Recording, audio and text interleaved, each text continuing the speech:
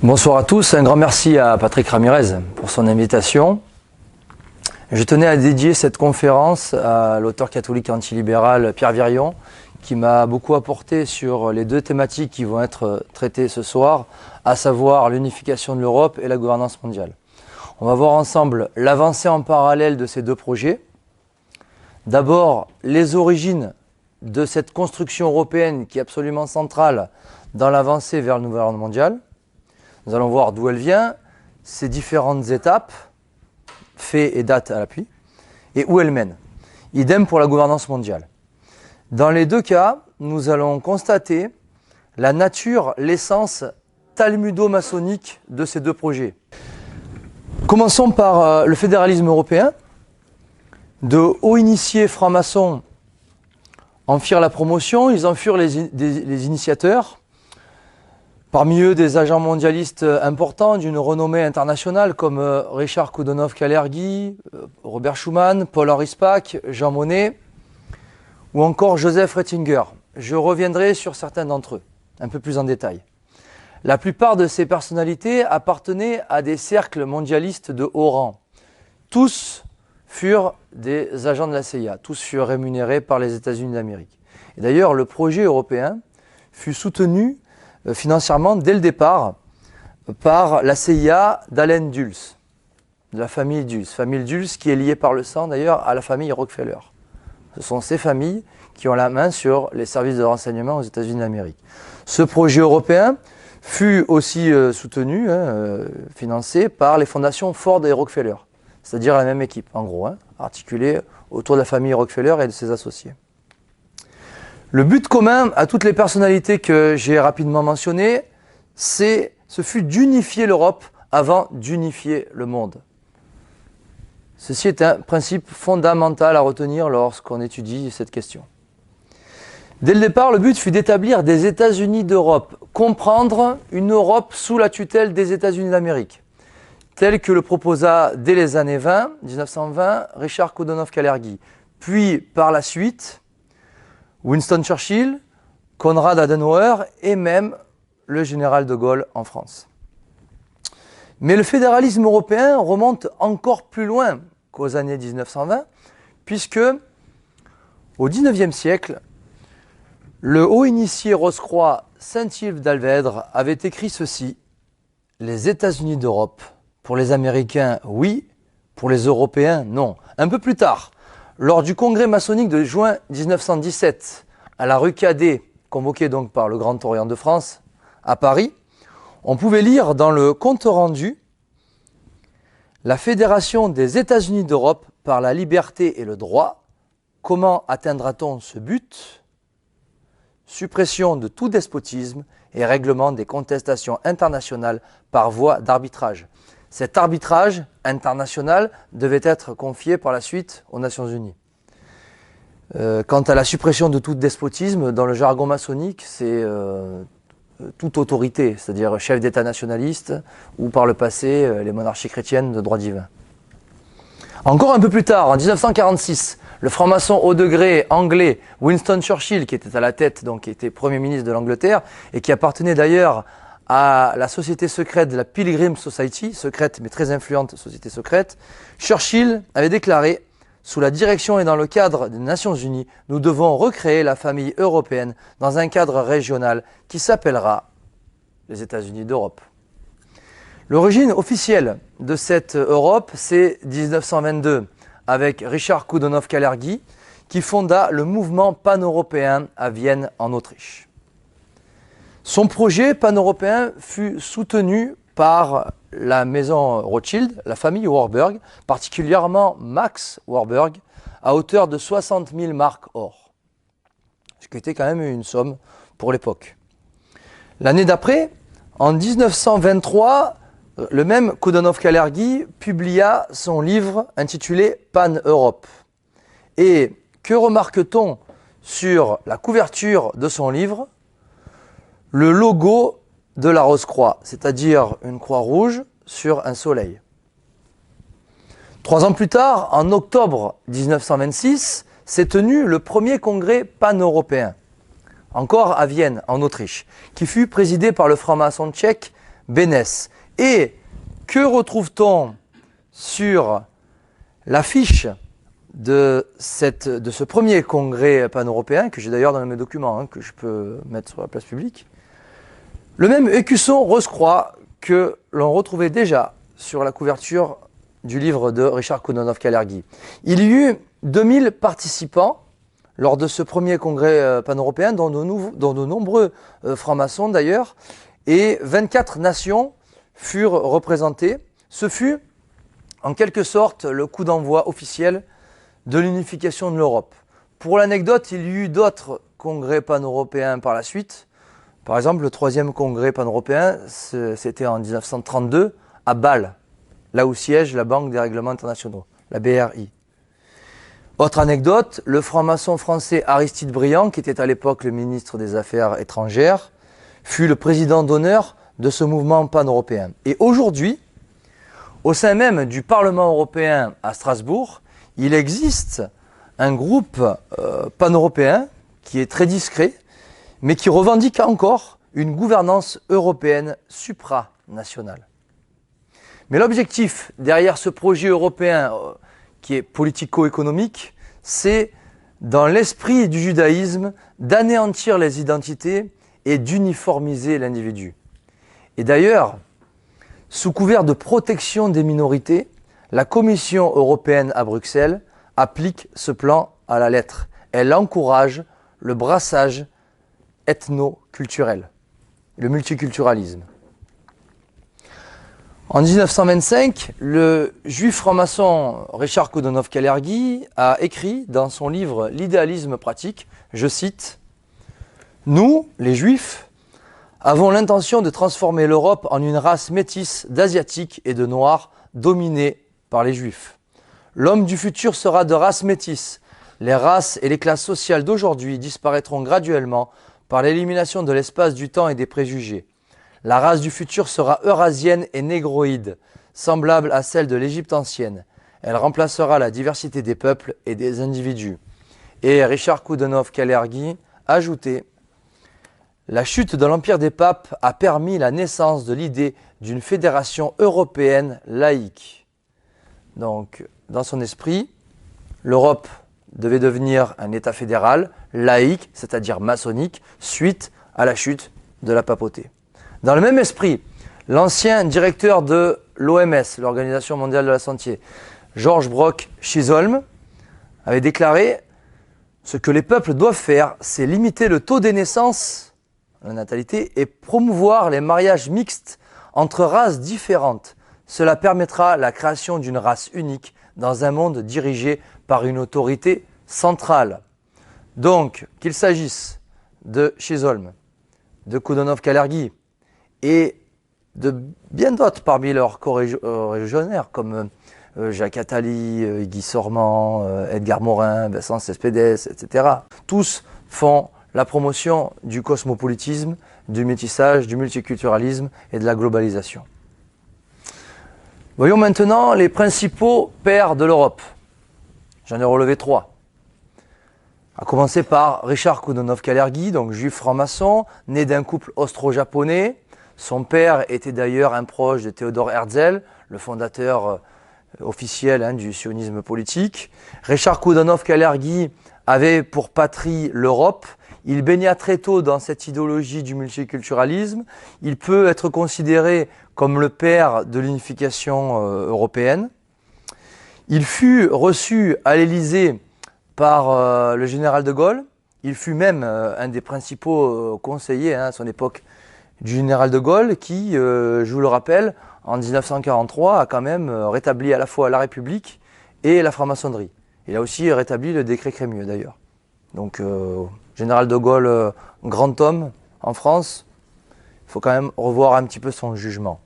Deuxième personnalité, père de l'Europe incontournable, c'est Jean Monnet, européiste franc-maçon à la solde de la banque Lazare Frères, c'est-à-dire émissaire de la branche anglaise de la firme Lazare, proche d'Edward Mandell House, qui fut le conseiller financier du président Woodrow Wilson aux États-Unis.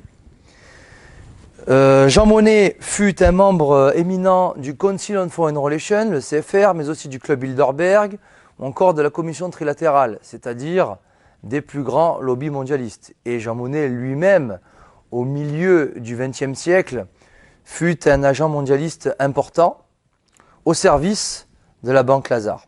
Et le troisième et dernier père de l'Europe qui est à mes yeux incontournable, c'est Joseph Ratzinger.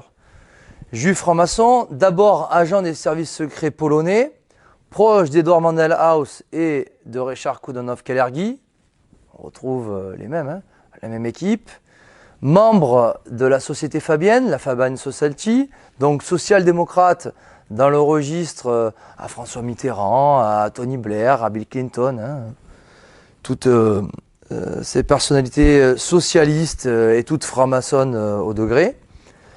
Cofondateur du club Bilderberg, Ratzinger, en 1954, à l'hôtel Bilderberg à Oosterbeek, aux Pays-Bas, avec David Rockefeller et le prince Bernard de Hollande. Fondateur aussi de la LIS, la Ligue indépendante de coopération européenne, donc toujours Ratzinger, et puis principal organisateur du congrès de la Haye en 1948, sur lequel je vais revenir dans un instant. Ce fédéralisme européen s'accompagne d'une régionalisation de l'Europe. Le but est d'établir d'une Europe des régions au détriment des souverainetés nationales, avec une domination qui est supranationale et une mise en avant des provinces, de telle sorte que les États-nations soient pris en sandwich entre les deux et qu'ils soient progressivement vidés de leur pouvoir et même de leur substance. Cette construction européenne date officiellement de 1950 avec la déclaration Schuman de Robert Schuman, qui était à l'époque le ministre des Affaires étrangères. Donc, déclaration Schuman en mai 1950. Et cela coïncide d'ailleurs, 1950, avec une déclaration que l'on doit au baron de Rothschild, qui avait dit « Le verrou qui doit sauter, c'est la nation ». Et cela coïncide aussi avec une autre déclaration, la même année, que l'on doit à James Paul Warburg, le fils de Paul Warburg, qui fut à l'origine de la Federal Reserve aux États-Unis, et aussi à l'origine du Council on Foreign Relations. Et James Paul Warburg avait déclaré « Nous aurons un gouvernement mondial. La question est de savoir si nous l'aurons par la force ou par le consentement. » Et c'est tout le rôle des médias, par ailleurs, de nous faire accepter ce nouvel ordre mondial, qu'on l'ait par le consentement et non par la force. Mais juste avant les années 50, il y eut en 1848 le fameux congrès de la Haye, aux Pays-Bas, qui fut intitulé le Congrès de l'Europe. Ce fut un temps fort du fédéralisme européen. Winston Churchill fut le président d'honneur de ce congrès. Joseph Ratzinger, le principal organisateur. Jean Monnet, Léon Blum et François Mitterrand prirent part à ce Congrès de l'Europe, dont on retiendra surtout la 7e résolution, qui nous indique que la création d'une Europe unie doit être considérée comme un pas essentiel vers la création d'un monde uni. Donc toujours cette idée d'unifier l'Europe avant d'unifier le monde, dans le plus pur esprit d'ailleurs du judaïsme. 10 ans plus tard, 1er janvier 1958, le traité de Rome qui fonda la Communauté économique européenne, donc bien avant la CEE et l'Union européenne. Et c'est dans les années 50 que fut créé le fameux prix Charlemagne.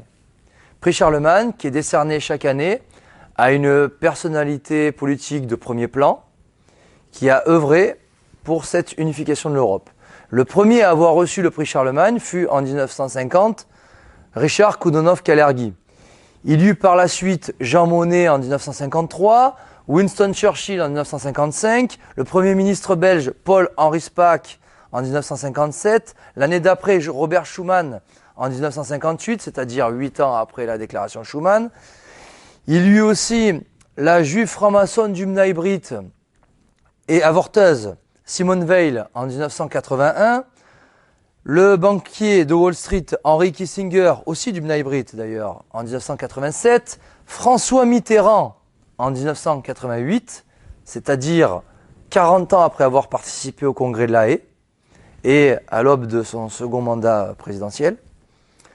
Le social-démocrate et franc-maçon au degré Tony Blair en 1999, le président des États-Unis d'Amérique, Bill Clinton, en 2000, il était président des États-Unis d'Amérique quand il a reçu le prix Charlemagne, Valéry Giscard d'Estaing en 2003, prix spécial en 2004 à Jean-Paul II.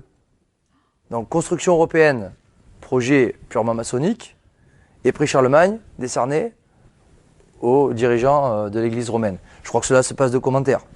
Le luxembourgeois Jean-Claude Juncker, qui est l'actuel président de la Commission européenne à Bruxelles en 2006, l'a reçu en 2006. La chancelière Angela Merkel, pro-immigrationniste, en 2008. Le banquier Jean-Claude Trichet en 2011. Jean-Claude Trichet fut le dirigeant de la Banque Centrale Européenne. Il est l'ex-gouverneur de la Banque de France. Il est à la tête actuellement de la Trilatérale Europe.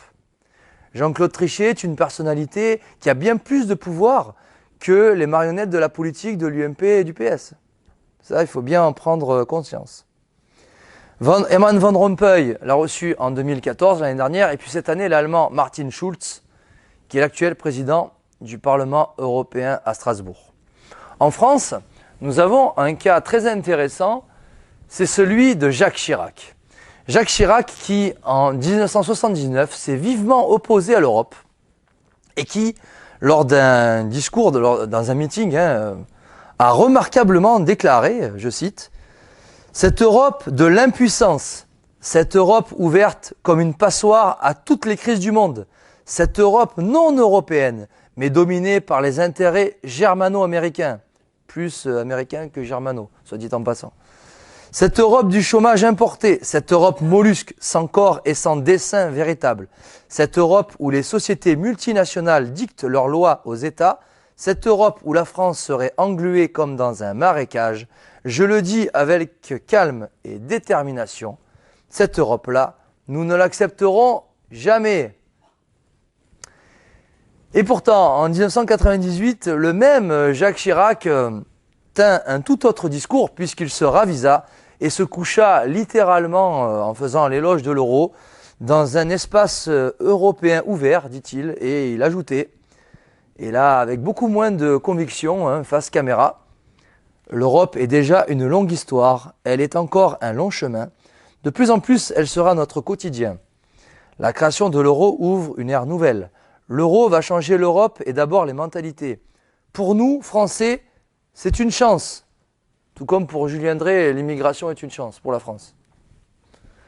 On n'y croit pas trop. L'euro nous apportera plus de choix dans nos achats, des prix plus bas, de nouvelles parts de marché, de nouveaux emplois. Or, c'est exactement l'inverse qui est arrivé. Il nous apportera plus de stabilité, ce qui est encore faux, dans un monde incertain. Et là, c'est vrai, nous vivons en effet dans un monde très incertain sous la domination judéo-maçonnique. Ce qui est intéressant de relever, c'est que la première déclaration de Jacques Chirac, c'est en 1979, vivement opposé à l'Europe. Et en 81, c'est Mitterrand qui a été élu, et même en 88. Et là, en 1998, c'est lorsque Jacques Chirac était aux affaires, il était président de la France. Nous avons un autre cas très intéressant. En 1989, lors d'une réunion à la commission trilatérale, selon le russe Vladimir Boukhovski, Valéry Giscard d'Estaing aurait déclaré, ça n'a jamais été démenti, à Mikhail Gorbatchev, donc l'ex-président de l'URSS, et c'est en 1989, c'est au moment de la chute du mur de Berlin.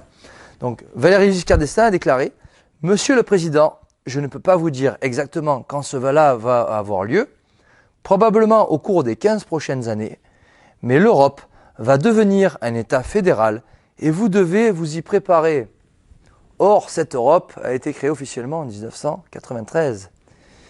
Et Giscard d'Estaing avait dit dans les 15 prochaines années. Il avait dit ça en 1989. Et en effet, cette Europe est devenue un État fédéral maçonnique sous contrôle américain. Et donc aujourd'hui, nous avons en effet une Union européenne qui a été fondée à Maastricht en 1993, qui a été élargie à 28 États européens. Donc c'est un bon moyen, concrètement, pour les États-Unis d'Amérique et Israël d'avoir le contrôle et la mainmise sur 28 États à la fois.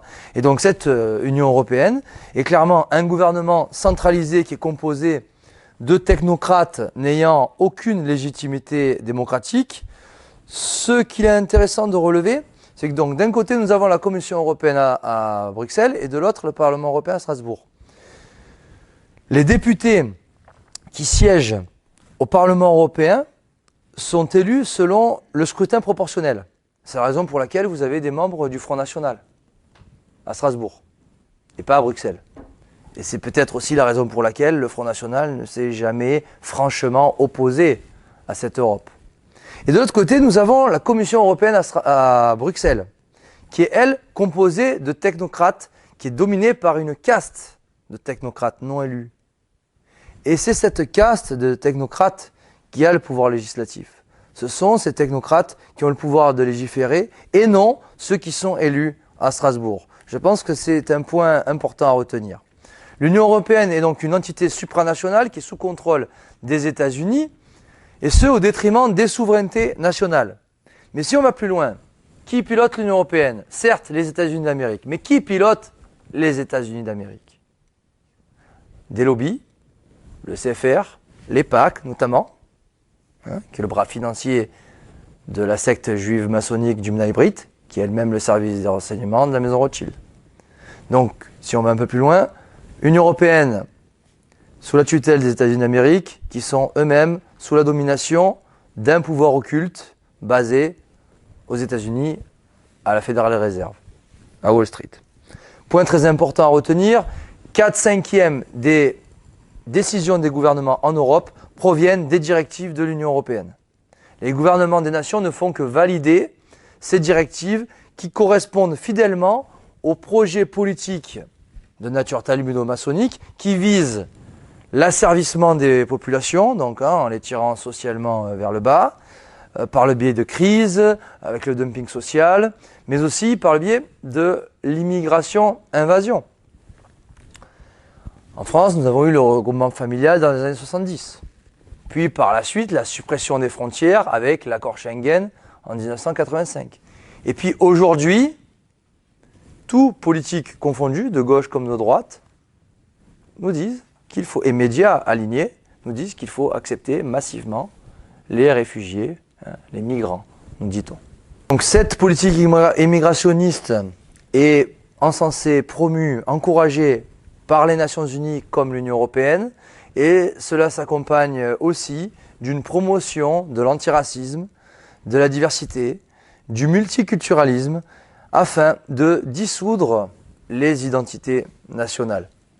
Et si on ajoute tout bout à bout, asservissement des populations qui sont tirées vers le bas, dumping social, immigration, invasion, dissolution des identités, destruction des nations, on va y venir, cela est l'application concrète des sulfureux protocoles des sages de Sion.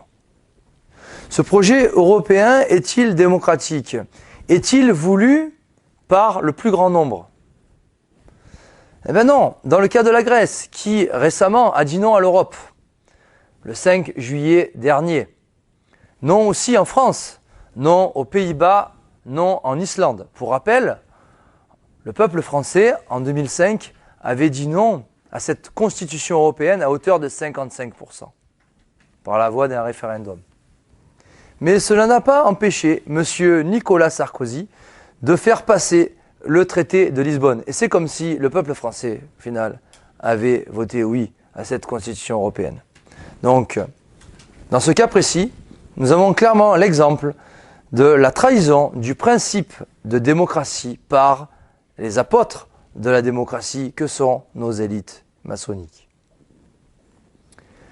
L'Union européenne est en quelque sorte l'Union soviétique du XXIe siècle. Et cette habile remarque, nous la devons au Russe Vladimir Boukhovski, qui l'a formulée dans son livre « L'Union européenne, une nouvelle URSS », où il démontre les similitudes entre ces deux institutions, ces deux projets, dominés par une poignée de technocrates, où on est donc dans une domination qui est supranationale, et non pas dans l'intérêt des nations et des peuples, et qui vise l'asservissement des populations vers le bas. Ce que nous vivons, c'est une autre forme de communisme, en quelque sorte. Parmi les technocrates de l'Union européenne, comme de la Banque centrale européenne, c'est la même équipe, nous retrouvons des banquiers. et particulièrement des émissaires de la banque Goldman Sachs.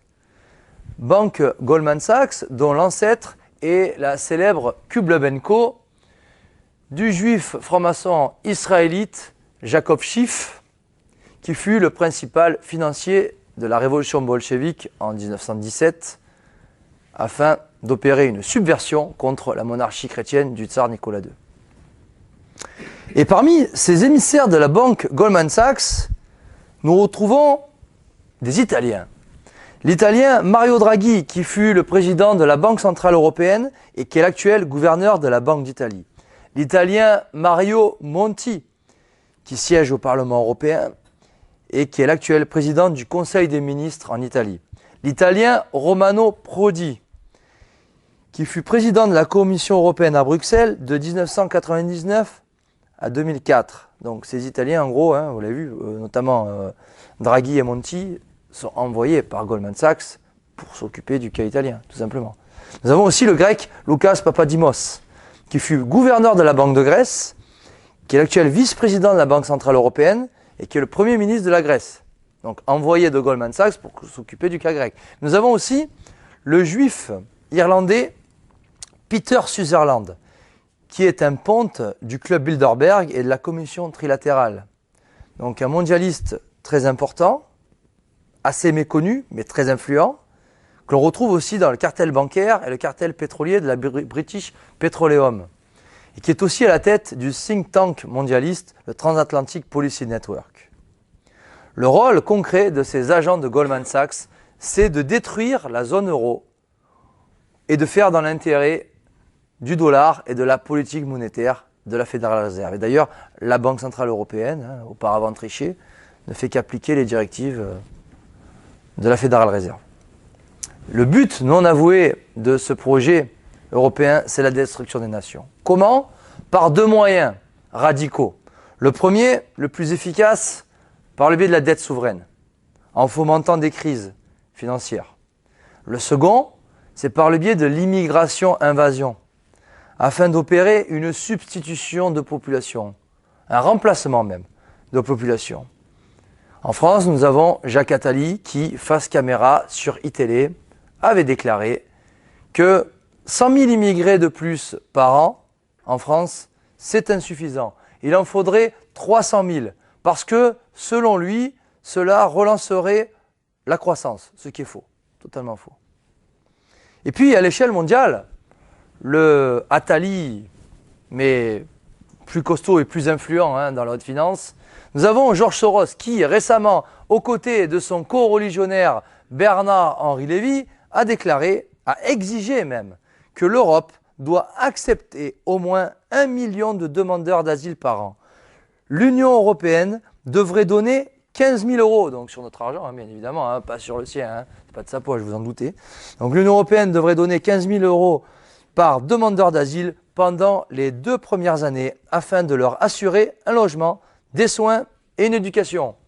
Donc les Français eux-mêmes n'ont pas forcément un bon logement, des soins et une éducation. Mais pour ces réfugiés, dont on ne sait pas trop d'ailleurs d'où ils viennent, et qui sont généralement pas forcément catholiques d'ailleurs, il faut absolument donner cet argent pour un logement, des soins et une éducation. Entrer dans l'Europe est un guet-apens, car n'importe quelle nation peut couler à tout moment dans la tenaille. FMI, Fonds monétaire international, dirigé actuellement par Christine Lagarde, auparavant par Dominique Strauss-Kahn.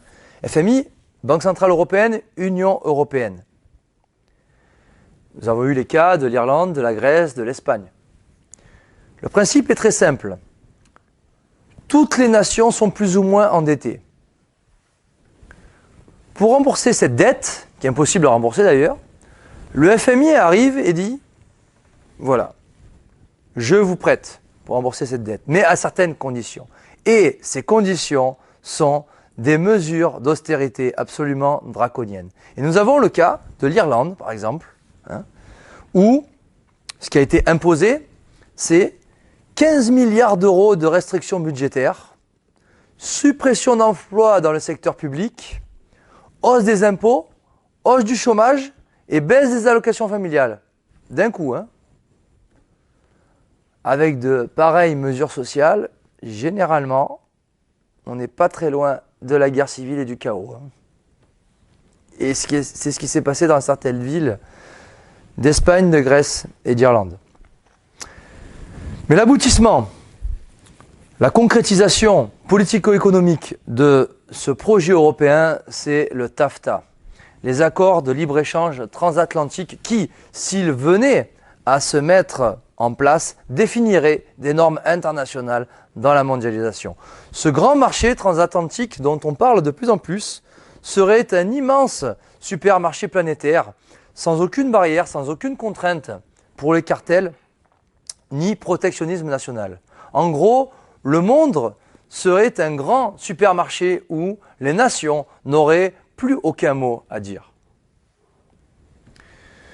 Tous nos oligarques, ou presque, les plus importants, les plus influents, les vrais décideurs, sont européistes. Mais tous sont aussi mondialistes. Et la transition est toute trouvée avec la gouvernance mondiale, dont l'organisation centrale et les Nations Unies. Nations Unies dont l'ancêtre est la Société des Nations qui date de 1919, tout comme le traité de Versailles. On retrouve 3 hommes parmi les fondateurs de cette Société des Nations. Le président des États-Unis d'Amérique, Woodrow Wilson. Edward Mandell House, qui fut son conseiller financier. Et puis, le français Léon Bourgeois, qui fut le premier président de la Société des Nations. Ces 3 personnalités étaient des francs-maçons haut degré. Edward Mandell House appartenait à la haute maçonnerie des Masters of Wisdom.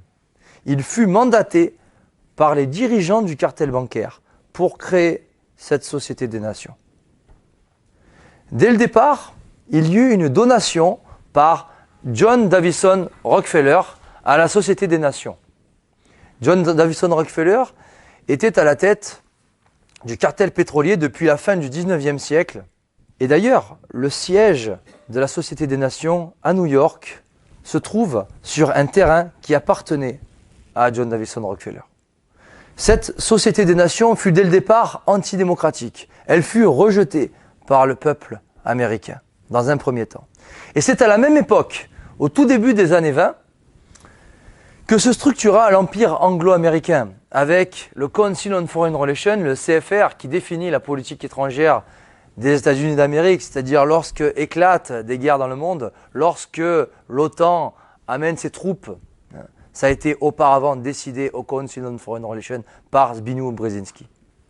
Et de l'autre côté, en Angleterre, à Londres, la Chatham House, qui est le pendant du CFR. Et CFR et Chatham House sont des émanations de la Round Table du richissime Cecil Rhodes, qui avait fait fortune dans le diamant et qui était un associé, un proche associé de la maison Rothschild. Pour plus d'informations sur le CFR, la Chatham House, la Round Table et plus généralement sur les sociétés secrètes, je renvoie volontiers vers un très bon livre de Jacques Bordiot, Une main cachée dirige, et puis aussi, puisque ce sujet est traité en long et en large, dans mon dernier livre, Le complot contre Dieu. L'histoire officielle retiendra que la Société des Nations et le traité de paix de Versailles ont été établis pour qu'il y ait la paix dans le monde suite à la Première Guerre mondiale, grande guerre qui devait mettre fin, soi-disant, à toutes les guerres. Or, cette Société des Nations est surtout une création maçonnique et ce n'est pas le franc-maçon Pierre Mariel qui me contredira puisqu'il déclarait en son temps que la Société des Nations fut essentiellement une création maçonnique et son premier président fut un franc-maçon français, Léon Bourgeois. Mais si on creuse un peu, si on va encore plus loin dans cette idée d'une création supranationale, cette Société des Nations, création maçonnique, on constatera qu'en janvier 1917 s'est tenu un congrès maçonnique à Locarno en Suisse où il était déjà question d'un nouvel ordre mondial sur la base de la Société des Nations. Et quelques mois plus tard, s'est tenu en juin 1917 le congrès maçonnique à Paris, à la rue Cadet, convoqué par le Grand Orient, et ce, afin d'établir le traité de paix de Versailles et la Société des Nations par la suite, donc 2 ans après, en 1919. Et c'est un document dévoilé par Léon de Poncin dans cette brochure éditée aux éditions Saint-Rémy et intitulée « Société des Nations, super État maçonnique » qui nous apprend, document officiel, que des loges du monde entier se sont réunies à Paris en juin 1917, de l'Europe entière, mais aussi des États-Unis d'Amérique, puisque les loges de l'Ohio et de l'Arkansas furent représentées. Et dans cette brochure, le compte rendu de cette réunion nous apprend que ce congrès aura pour mission de rechercher les moyens d'arriver à la constitution de la Société des Nations, donc 2 ans avant qu'elle soit fondée. On nous parle aussi d'établir l'humanité sur des bases nouvelles, donc toujours ce nouvel ordre, cet ordo ab chaos, qui est d'ailleurs la devise de la franc-maçonnerie. Le franc-maçon haut degré André Lebé, qui était à l'époque le président du Grand Orient de France, avait déclaré « Nous couronnerons l'œuvre de la Révolution française ». Révolution de 1789, pour rappel, complot 100% maçonnique contre la monarchie chrétienne du roi Louis XVI. Le même André Lebé participa activement au traité de Versailles. Donc on retrouve les mêmes personnalités maçonniques à l'origine de la Société des Nations et du traité de Versailles. Le franc-maçon du 33e degré, Corneau, avait quant à lui déclaré qu'il est indispensable de créer une autorité supranationale, comprendre supranationale, comme les Nations Unies. Le franc-maçon Peigné avait lui déclaré que les principes éternels de la franc-maçonnerie sont entièrement conformes à ceux de Woodrow Wilson, qui représente l'idéal même de la franc-maçonnerie. Wilson qui était franc-maçon du 33e degré. Et d'ailleurs, la formule du congrès maçonnique de juin 1917, le droit des peuples à disposer d'eux-mêmes, cette formule fut reprise mot pour mot publiquement par la suite par Woodrow Wilson. Selon André Lebé, toujours dans ces documents, dans ce compte-rendu de ce congrès maçonnique, lors de la guerre 14-18, se sont affrontés la démocratie contre l'impérialisme, la liberté contre l'autorité et la vérité contre le mensonge. Donc, grâce à ces francs-maçons-là, nous avons la liberté et la vérité. Bon, quelle vérité on cherche encore, mais bon. Et selon la charte de ce même congrès, ne sont libres que les peuples vivant en démocratie. Donc voilà, depuis les années 20, nous vivons en démocratie, donc nous sommes libres. Mais auparavant, donc ceux qui ne vivaient pas sous une démocratie, avec un chef d'État nationaliste par exemple, ou du temps d'une monarchie, eux, ils n'étaient pas libres. Bon. Or, cette démocratie est une grosse escroquerie, puisque le suffrage universel est en fait un mensonge universel, et que ce sont des puissances financières qui le dominent. Donc cette démocratie est en définitive une plutocratie, et si l'on va encore plus loin, cette plutocratie est une judéocratie. Le traité de Versailles fut établi sous l'autorité de 3 personnes, l'américain Woodrow Wilson, que je ne présente plus, l'anglais Lord George et le français Clemenceau. Ce fut le premier traité où Dieu ne fut pas mentionné. Le traité de Versailles fut dirigé contre l'Autriche-Hongrie catholique, et ce, afin de faire les intérêts de la Tchécoslovaquie.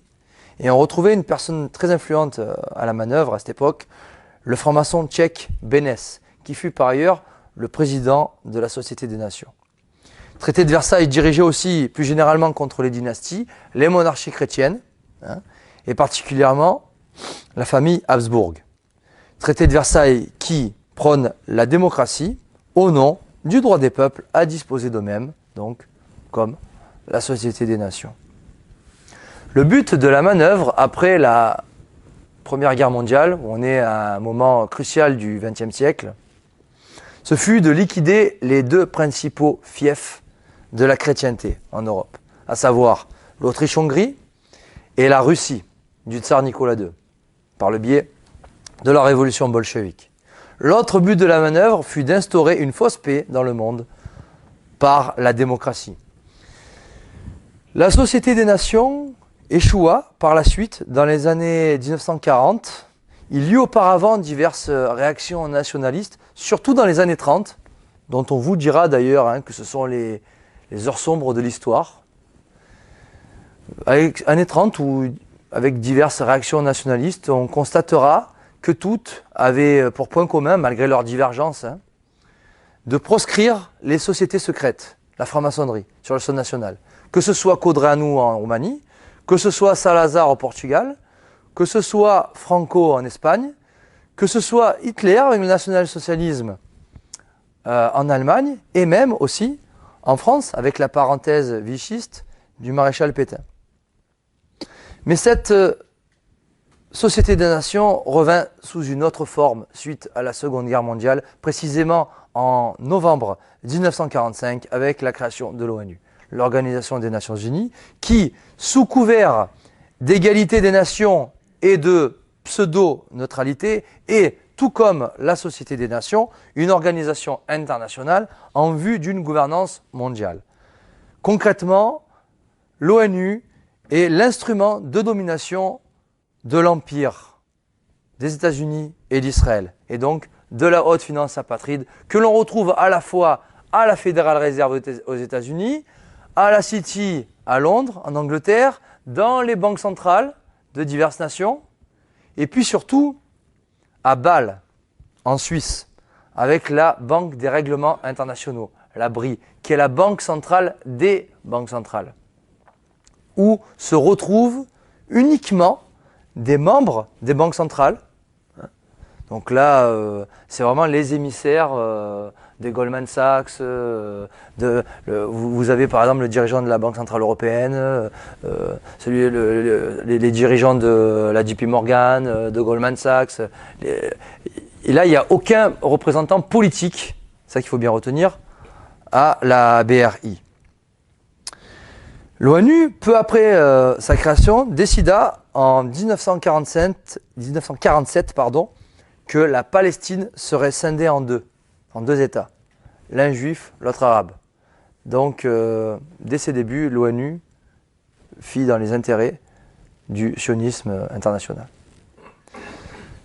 Ce que certaines personnalités vous diront dans les médias alignés, donc où certaines vérités autorisées passeront parfois, c'est que Israël bafoue les résolutions de l'ONU. Ce qui est vrai. Sauf que l'ONU, ce n'est pas la solution, mais le problème. Car l'ONU est un instrument pour cette hégémonie de l'empire atlantiste et sioniste.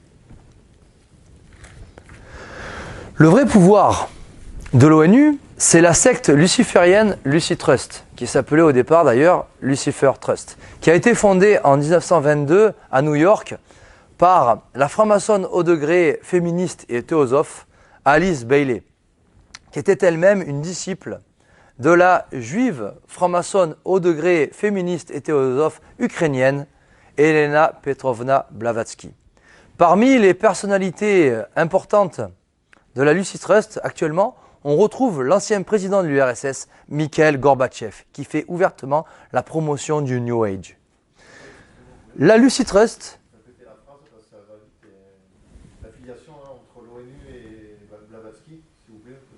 Alors, la Lucy Trust a officiellement un statut consultatif à l'ONU, mais elle est le vrai pouvoir occulte de l'ONU.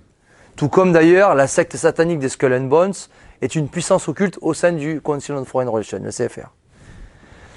Cette Lucy Trust, qui est une secte luciférienne, fait la promotion de l'idéologie luciférienne et antichrétienne du New Age. À l'origine de la Lucy Trust, on retrouve Alice Bailey, théosophe, franc-maçonne au degré, du 33e degré, qui elle-même était une disciple de la juive franc-maçonne au degré théosophe, d'ailleurs qui avait fondé la société théosophique, Elena Petrovna Blavatsky, de nationalité ukrainienne. Pour terminer sur la Lucy Trust, elle prône un gouvernement mondial et une religion unique universelle, donc un syncrétisme religieux. Voyons maintenant l'UNESCO, qui est l'ONU dans l'éducation, la science et la culture. UNESCO comme ONU, qui font la promotion d'idéologie maçonnique. L'ONU prône une société sans Dieu, un naturalisme politique auquel nous avons droit depuis 1789, avec la Révolution dite française de 1789, à travers la Déclaration des droits de l'homme, qui sont Jésus-Christ mis hors la loi. L'UNESCO prône une éducation, un enseignement sans Dieu, laïciste et antichrétien. Pour preuve, la charte de l'ONU proclame la foi dans les droits fondamentaux de l'homme et non dans les devoirs de l'homme envers Dieu. L'ancêtre spirituel de l'UNESCO, c'est officiellement Comenius, de son vrai nom Jan Komensky, qui était un protestant rose-croix de nationalité tchèque du XVIIe siècle qui, déjà à son époque, prônait une Europe unifiée et un super gouvernement mondial. Pour plus d'informations là-dessus, je renvoie à la lecture de l'excellent livre de Pierre Virion, Bientôt un gouvernement mondial. Le premier directeur de l'UNESCO fut Julian Huxley, le frère d'Aldous Huxley, qui a écrit le célèbre ouvrage Le meilleur des mondes. Julian Huxley était un franc-maçon haut degré, eugéniste, mais aussi évolutionniste, donc darwiniste, qui fit la promotion du syncrétisme religieux, tout comme la Lucy Trust. L'ONU est une institution maçonnique qui, selon le franc-maçon Pierre Mariel, est presque entièrement composée de francs-maçons. L'ONU est née de la conférence de San Francisco en 1945, où l'on notait une omniprésence de membres du Council on Foreign Relations, du CFR, mais aussi de la secte juive maçonnique du Bnai Brit. Ce qui n'est pas très étonnant, membre du CFR dès ses débuts à l'ONU, puisqu'on retrouve à l'origine de l'ONU comme du CFR les mêmes personnes. Rappelez-vous, Paul Warburg et Edward Mandell House. L'ONU fut appuyée financièrement à ses débuts par le Council on Foreign Relations, la même équipe. L'ONU prône la liberté et l'égalité religieuse, l'union des religions, le dialogue interreligieux, et ce, afin d'établir une contre-église œcuménique. Et pour reprendre les termes de Pierre Virion, une super contre-église œcuménique et universelle qui devra se substituer à la Sainte Église catholique. C'est ça le vrai projet œcuménique de la contre-église et de l'ONU. Dans l'esprit de l'ONU, en une phrase, comme je l'ai écrit dans Le complot contre Dieu, c'est « Religion du monde entier, unissez-vous ». Et cela porte un nom, c'est le syncrétisme. Ce syncrétisme, l'ancien dirigeant de l'ONU, Robert Muller, en fait la promotion, comme il a fait aussi la promotion du New Age.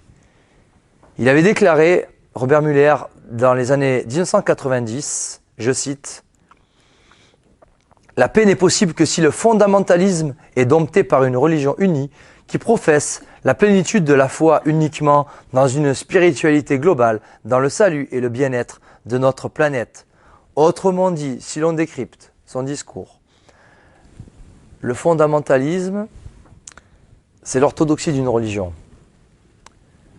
C'est le catholicisme traditionnel, ou l'islam sunnite, par exemple. Et cela doit être donc dompté par une religion unie, une spiritualité globale, qui, pour Robert Muller, est le New Age. Donc, pour Robert Muller, le New Age doit se substituer au catholicisme traditionnel. Mais avant Robert Muller, il y eut au XIXe siècle le célèbre juif franc-maçon très haut degré Albert Pike, qui a écrit dans son célèbre ouvrage Morals and Dogma, je cite, « Le chrétien, le juif, le musulman, le bouddhiste, le disciple de Confucius et de Zoroastre peuvent s'unir comme des frères et se retrouver dans la prière au seul Dieu qui est au-dessus de tous les autres dieux. » Et pour Albert Pike, ce Dieu au-dessus des autres dieux n'est autre que Lucifer, l'ange déchu, qui s'est révolté contre Dieu. Un peu plus tard, début du XXe siècle, Julian Huxley, premier directeur de l'UNESCO, qui avait déclaré « L'Église catholique devra peu à peu être purgée de ses doctrines intransigeantes et particulières. Elle ne conservera que les expressions basilaires de la religion qui puissent être partagées avec une vaste fraternité religieuse et culturelle qui devra inclure tous les cultes et toutes les civilisations. Plus près de nous, en 2014, le politicien espagnol José Luis Zapatero s'est prononcé publiquement pour l'alliance permanente entre toutes les religions sous l'égide de l'ONU. Il y a aussi l'église de Vatican II, en 1986, organisée par Jean-Paul II, les fameuses rencontres interreligieuses d'Assise en Italie. Et 8 ans plus tard, toujours sous la présidence, donc en 1994, présidée par Jean-Paul II, la première conférence interreligieuse au Vatican où furent réunies 15 religions ou spiritualités différentes. Si l'on récapitule par rapport à ce projet de syncrétisme religieux qui a été dévoilé pour la première fois par Pierre Virion dans son excellent livre « Mystère d'iniquité ». On retrouve au XVIIe siècle le haut initié Comenius, puis au XIXe siècle, les hauts initiés Saint-Yves d'Alvèdre et Albert Pike. Au début du XXe siècle, Aldous Huxley. Depuis des décennies maintenant, l'ONU comme l'Union européenne. Récemment, Zapatero en 2014. Et puis, l'Église écuménique et non pas catholique de Vatican II, depuis la mort de Pie XII, c'est-à-dire depuis le Concile, c'est-à-dire depuis 1958. Pour l'européiste Javier Solana, qui a d'ailleurs reçu le prix Charlemagne, Israël a un statut assez particulier au sein de l'Europe, alors que pour rappel, Israël ne fait pas partie de l'Europe. Car donc, pour Solana, Israël est membre de l'Union européenne sans être membre de ses institutions. Aucun pays hors du continent n'a le type de relation qu'Israël entretient avec l'Union européenne. Je crois que cela se passe de commentaires. Depuis les accords de Bretton Woods en 1944, la création de l'ONU en 1945, mais aussi de l'OTAN en 1949, chacun a pu constater tous ces coups d'État, assassinats, attentats, meurtres en série. Que ce soit en Chine, puis en Syrie, en Iran en 1953 contre Mohamed Mossadegh, l'année d'après en 1954 au Guatemala, puis en Indonésie, à Cuba, au Congo contre Lumumba, en Irak, en République dominicaine, au Vietnam, la guerre du Vietnam qui a vraiment traumatisé le peuple américain. Je renvoie d'ailleurs à l'excellent film de Michael Cimino, Voyage au bout de l'enfer. Au Brésil, au Laos, au Pérou, en Grèce, au Cambodge, au Chili contre Allende, au profit du dictateur Pinochet, en Argentine, en Turquie, en Pologne, au Salvador, au Nicaragua, en Angola, au Liban, aux Philippines, en Libye, au Panama et en Équateur, en 81, contre Toreros et Aguilera, une pierre deux coups. Puis au Burkina Faso en 1987, avec l'assassinat de Thomas Sankara, quelques mois après seulement son fabuleux discours anti-impérialiste où, à Addis Abeba en Éthiopie, il avait encouragé tous les États africains à refuser le paiement de la dette souveraine.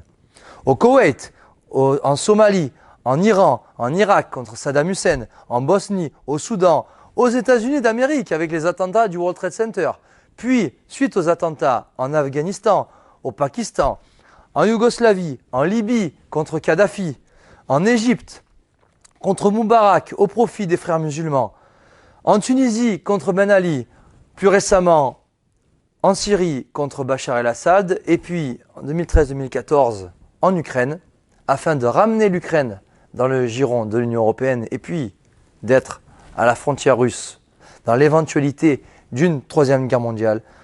Dans tous ces cas de figure que je viens de citer de manière expresse, on retrouve la patte des États-Unis d'Amérique et de ses services de renseignement, la CIA.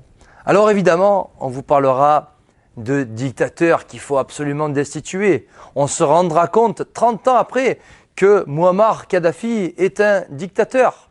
On vous parlera aussi qu'il faut absolument instaurer la démocratie dans ces endroits du monde. On vous parlera aussi d'armes de destruction massive concernant Saddam Hussein, par exemple, comme si les États-Unis d'Amérique et Israël n'avaient pas d'armes de destruction massive. Le véritable but, c'est d'amener dans tous ces endroits du monde le chaos. Et le procédé, c'est l'ordo ab chaos. Voilà. C'est d'instaurer un nouvel ordre maçonnique au profit des banques et de la République universelle, afin de construire le fameux temple de Salomon. Le but, c'est le pillage des richesses par le biais de la dette souveraine, en installant des banques centrales et par le biais du bras armé mondialiste qui est l'OTAN.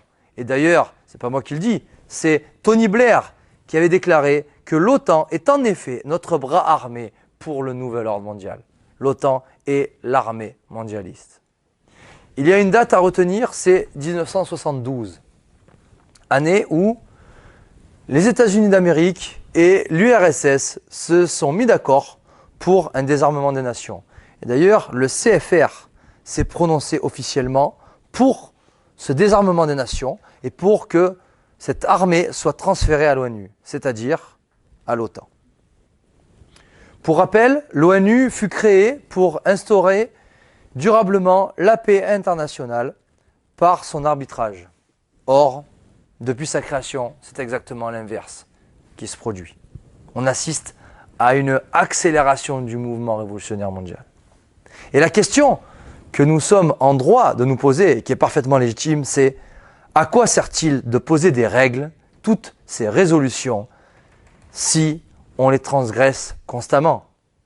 Si c'est pour que ce soit les mêmes nations qui les transgressent constamment. Poser la question, c'est avoir la réponse. Ce processus mondialiste s'établit par le mensonge de la paix dans le monde, par le vol en pillant les richesses, les matières premières des États-nations, en endettant ces mêmes nations pour mieux les asservir. Et tout ceci, c'est exactement ce que le Talmud recommande aux Juifs pour dominer les goïms. Nous allons tout droit vers une gouvernance mondiale dont la première étape fut en quelque sorte la conférence de Yalta en 1945, qui scinda l'Europe en deux, l'Est et l'Ouest. L'Est sous la coupe de l'URSS, donc un Est majoritairement communiste, et l'Ouest sous la coupe des États-Unis d'Amérique. USA comme URSS, qui pendant des décennies furent sous la même domination d'une même finance apatride. Ce nouvel ordre mondial, de nombreuses personnalités l'ont appelé de leur vœu. Nous avions James Paul Warburg, qui, je le rappelle, avait déclaré dans les années 50 que nous aurons un gouvernement mondial. La question est de savoir si nous l'aurons par la force ou par le consentement. Il y a aussi David Rockefeller, George Herbert Walker Bush, exactement 11 ans avant les attentats du World Trade Center, le 11 septembre 1990, qui avait employé le terme de nouvel ordre mondial publiquement. Il y a aussi John Kerry, qui est membre de la secte satanique des Skull and Bones, qui est l'actuel secrétaire d'État à la Maison-Blanche, qui a été aussi candidat à l'élection présidentielle des États-Unis d'Amérique. Il y a le banquier Félix Rohatyn, Mikhail Gorbatchev, ancien président de l'URSS, George Soros, financier important, agent du cartel bancaire Rothschild, l'ancien dirigeant de l'OMS, George Brock Chisholm, a fait l'éloge de ce nouvel ordre mondial, tout comme Robert Mueller, ancien dirigeant de l'ONU, ou encore le frère de John Fitzgerald Kennedy, Robert Kennedy, les dirigeants de l'Église romaine de Vatican II, Jean-Paul II comme Benoît XVI, l'européiste espagnol Juan Manuel Barroso, le britannique Gordon Brown, mais aussi les Français François Hollande, Nicolas Sarkozy, Dominique Strauss-Kahn, Jacques Chirac, François Fillon et bien sûr l'incontournable promoteur du village global, Jacques Attali. Si on devait faire un petit récapitulatif, mise sous tutelle de l'Union européenne par les États-Unis d'Amérique, plus montée en puissance des institutions supranationales au détriment des nations, sous contrôle des cartels et des multinationales donc, plus destruction totale des nations, sauf une, vous doutez laquelle, destruction aussi de toutes les religions, au profit donc de cette fameuse contre-église œcuménique, de ce syncrétisme religieux. Tout cela ajouté, on en vient au nouvel ordre mondial. Cette unification de l'Europe et cette gouvernance mondiale, ce n'est pas la solution, tout simplement parce que ce n'est pas ce que Dieu a voulu pour les nations et les peuples. Cette unification de l'Europe et cette gouvernance mondiale convergent en revanche avec le messianisme juif talmudique. Ce qu'il faudrait, parce qu'il ne suffit pas de dénoncer, mais il faut aussi proposer et apporter des solutions. Ce qu'il faudrait d'un point de vue purement politique et économique, c'est d'abord sortir de la zone euro. Récemment, nous avons eu un exemple qui a très bien marché, c'est celui de l'Islande, qui est sorti de cette zone euro et qui a refusé de payer cette dette qui est parfaitement illégitime. Et depuis, l'Islande se porte bien mieux. Alors, vous me direz, oui, mais la France, ce n'est pas l'Islande. Il y a aussi, c'est vrai, une chape de plomb, un pouvoir, des lobbies qui sont chez nous surpuissants et qui ne le sont peut-être pas en Islande. Ce qu'il faudrait, c'est d'abord, dans un premier temps, retrouver une économie saine. Et cela passe par le contrôle de son crédit et cela passe aussi par l'abrogation de cet article 25 de la loi Pompidou-Rothschild de 1973. Il faudrait en finir avec tous ces faux principes maçonniques de démocratie, de laïcité, de droits de l'homme, de lutte contre les discriminations, de multiculturalisme, etc. Et tous ceux aussi qui en font la promotion. Donc toutes ces structures maçonniques comme l'Union européenne, les Nations unies, l'OTAN, voilà, dont nous devons absolument sortir si on espère une résurrection de la France. Ce qu'il faudrait, ce sont donc des nations souveraines et unies, mais par la chrétienté, avec des gouvernements patriotes qui agissent dans l'intérêt général, dans le bien commun, qui est pour principe la justice et le bien commun, mais aussi la charité. C'est-à-dire qui se soucient que les peuples aillent vers Dieu, qui est une relation donc verticale et pas simplement horizontale. C'est d'ailleurs le franc-maçon Léon Bourgeois qui parlait de substituer la solidarité à la charité, pour qu'il y ait une relation simplement horizontale de l'humain à l'humain et non plus de l'humain à Dieu. D'où l'éradication de la religion dans la société. C'est un chef d'État souverain restaurant la royauté du Christ qui est le roi des nations. C'est un Clovis qu'il faut pour la France et par extension pour le monde, et un peuple soumis à Dieu qui s'élève par ses vertus, qu'elles soient surnaturelles mais aussi naturelles. Et pour tout catholique, cela passe par la prière, la pénitence et le devoir de vérité, la vérité qui rend libre. Car, comme l'a très bien écrit Saint Pidis dans sa lettre sur le sillon, il n'y a pas de vraie civilisation sans civilisation morale, et pas de vraie civilisation morale sans la vraie religion. Par conséquent, la solution tient donc dans la devise de ce même Saint Pidis, Omnia instaurare in Christo, tout restaurer dans le Christ. Ce sera mon mot de la fin.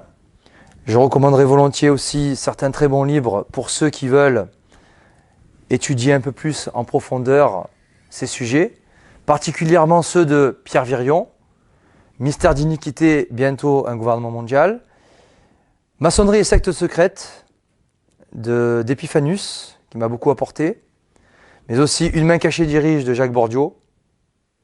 Et puis, mon dernier livre est la synthèse de tout ce complot talmudo-maçonnique, de ce mondialisme en cours. Je me suis appuyé sur les précédents ouvrages et sur bien d'autres pour faire cette étude la plus complète possible sur le sujet, bien plus complète que mon intervention ce soir. Voilà, je vous remercie pour votre attention. Si jamais vous avez des questions, n'hésitez pas, je suis là pour y répondre.